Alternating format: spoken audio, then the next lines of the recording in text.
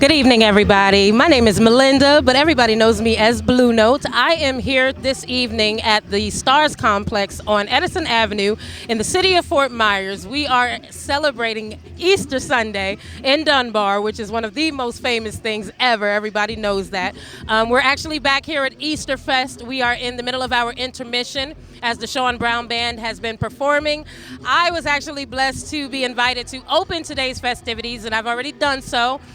And we've gotten a chance to listen to a little bit of the Sean Brown Band. And now I've been blessed and invited personally by Mr. Lee Pitts himself to interview one of the greatest queens that I've ever had a pleasure to meet, Miss Jacquelyn McMiller, who is also known as a candidate for the city of Fort Myers, mayor of the city of Fort Myers. Well, thank you. How are you doing today, Queen? Thank you, beautiful. Thank you so much. I'm not going to act like I don't know this queen, because I not only know her, I love her. But I've been blessed with an opportunity to take a moment to kind of delve into what it is that she has coming for us in this candidacy for the mayor of Fort Myers. Know that we'll be voting coming up on August 23rd. So please keep that in mind. But I'm going to take a moment to just kind of get to know you a little bit more. Sure. I know we've had a chance to talk prior, obviously, but just as another woman in this area, a mother, grandmother, I'm interested to know, because, you know, I'm in a season myself of just trying to find my way and you know, pursue my dreams and find my purpose.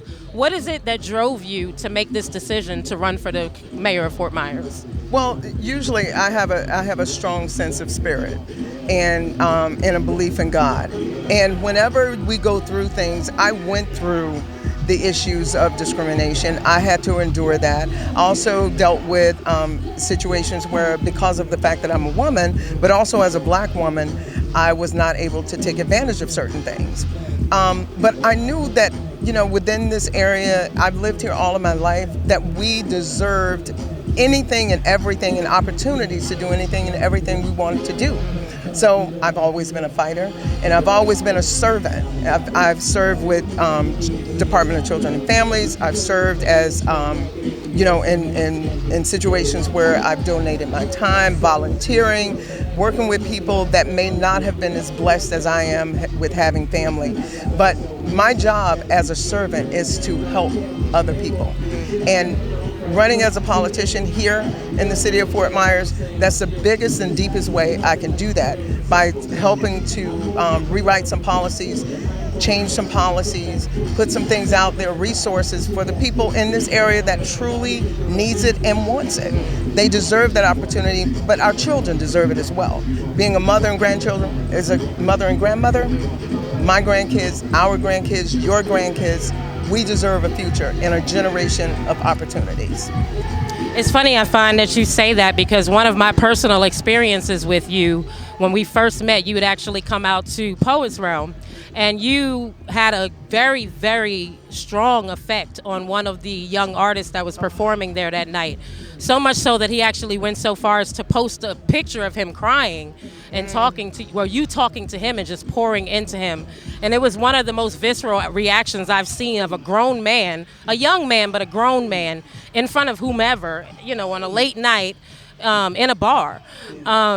What is it that makes you reach beyond, and I know you kind of just touched on it, obviously you have your own children, you have your own family to consider, but what do you see in the importance of making sure that not the youth that are maybe, you know, little kids in elementary, but those people that are in that age group that's like just touching on adulthood, but they're still babies, they still got a little milk around the corners of their mouth, if you will.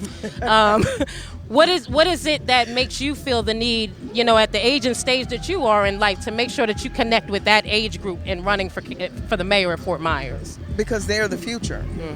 This young man, he has so much talent. And when I saw him performing, my heart, it was just something that spoke to my heart. But Poets Realm is one of those places where you feel that spirit. You know, people come there and they want to share. And he wanted to share something, but he shared something that was from his heart, you know. And you have to give people praise when they are praiseworthy. And many times, even day to day, we sometimes forget to do that because we get so wrapped up in our day-to-day life. But we have to stop and be able to praise those. And so many times with, a lot of these young men, they look different. They have dreads. People are so judgmental, and I want to break those barriers down. We have some geniuses here. Yes, we do. We have geniuses. We have talent here. And we should be able to say, come on out here. Anything that you need to help you become stronger, to be more successful, that's what we as leaders are supposed to do. So that passes on, and they can pass that torch to the next generation, and on and so forth. So it's time for me to do it. If I'm going to do it, I must do it. I must act on it. I must speak it, but I must walk the walk as well. If I do that, then they see it, they're going to do it as well. And that's all I wanted. I wanted to take off. And we need to support each other, and I want us to support each other. We need that. I appreciate that. That makes me think of your faith when you speak. How important is your faith to you in terms of not, obviously that's a person, your faith is personal, but in terms of how it is that you have to obviously, as a mayor, because once you become mayor, and solidify that thing, we're gonna go ahead and preach that into existence. We're claiming it. Obviously, you have to touch on everybody, and you have to connect to everybody, all faith-based, all races, all ages. How important is it to you to incorporate your faith into how you handle the people, whether it's the city of Fort Myers or any person that you come into contact with? Well, my faith, I walk on faith, and I walk with faith. And I pray every day, I meditate every day, but you have to be real. Children can read it, and people can read it as well. And it's not because I'm doing it because of the fact that, it's not money, it's not fame, it's not fortune. I'm an extreme introvert, believe it or not. But I saw so many things that were happening, and I just know that in my faith and what I know God wants me to do in this world, I want to leave an imprint that says that not only I was here, but we made a change as a person. If each person can commit to doing that, of saying, let me make a change in someone's life, let me touch them in a way that it will change their entire life and their outlook on life, that's what we need to do. And my faith is going to take me to wherever God wants me to go with this, either with this campaign, with my life, with my children's life. I lead it, and let them know that there is forgiveness. We have to forgive each other. We make mistakes, we trip over things, we do it. But we're going to make it happen. And we're going to make it happen in August. Yeah. August the 23rd. I'm here for that. Primaries and general election in November. When you speak to being an introvert, because I struggle with that a lot. Actually, Lee Pitts pointed that out in one of our discussions. I'm very much an introvert. How are you finding comfortability and transparency in running for campaign? I would assume that you kind of have to loosen up a little bit more because you're connecting with so many people, or at least attempting to. How are you finding that comfortability and navigating through finding a balance with being transparent with the people, but still maintaining, obviously your personal life, but still making sure you can have that connection with everybody? Well, you have to be just open and just being honest with everyone.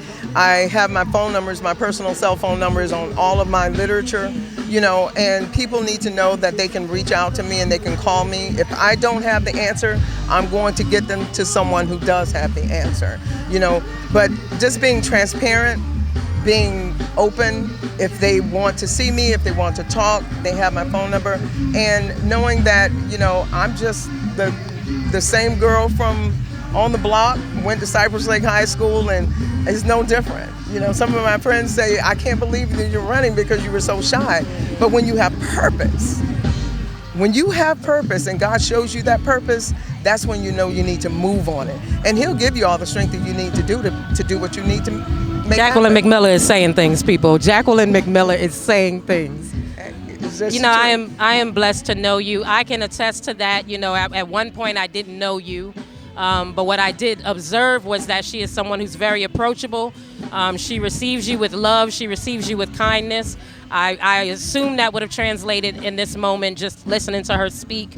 If you haven't had an opportunity and this is your first opportunity, just know, for those of you who are out there that know of me and are supporting me, I fully wholeheartedly support Jacquelyn McMiller, candidate for mayor of Fort Myers. And I am truly, truly honored to have had this moment professionally to take a moment with you. It That just, honor you is bless me. I all love you so much. mine. It is, you are a songstress. You are blessed. Your voice is blessed. And every time we start talking about and talking to each other, we start to cry. Every time. So I'm not going to do this. But I'm so proud of you. And Thank you're you. you're going to be blessed with many, many more Thank you things. so much. Thank you. Thank you to Lepis Live for this moment. We appreciate it. Happy Easter, everybody. God bless. Happy Easter.